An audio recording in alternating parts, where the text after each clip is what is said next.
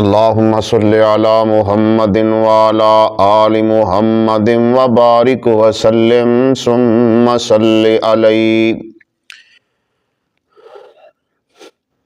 سیدنا عبد الرحمن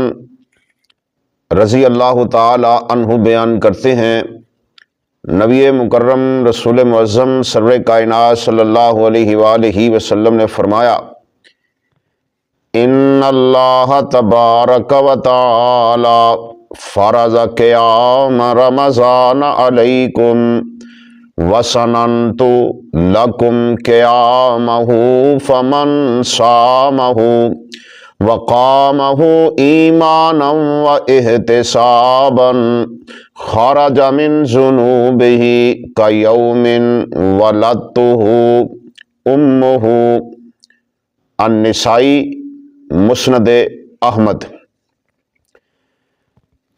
نبی مکرم صلی اللہ علیہ وآلہ وسلم نے فرمایا، اللہ نے تم پر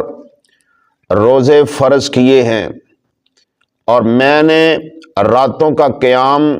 سنت قرار دیا ہے، بس جو کوئی ثواب کی نیت سے روزہ رکھے، راتوں کا قیام کرے، وہ گناہوں سے اس طرح نکل جائے گا جس طرح وہ آج ہی دنیا میں آیا ہے۔ حضرات، آپ اندازہ فرمائیں روزے کا اجر ثواب کتنا ہے کہ نبی مکرم صلی اللہ علیہ وسلم نے فرمایا وہ شخص اس طرح ہو جائے گا جس طرح آج ہی وہ پیدا ہوا ہے۔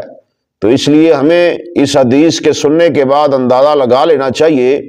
بلکہ یقین کر لینا چاہیے کہ یہ بات نبی مکرم صلی اللہ علیہ وسلم نے فرمائی ہے کہ ایسا شخص گناہوں سے بالکل پاک اور صاف ہو جاتا ہے جو صحیح سنت کے مطابق روزہ رکھتا ہے اور اس کے لوازمات کو پورا کرتا ہے۔ اللہ تعالیٰ سے دعا ہے کہ اللہ تعالیٰ ہمیں روزہ رکھنے کے بعد پھر اس کے پورے لوازمات کرنے کی توفیق عطا فرمائے۔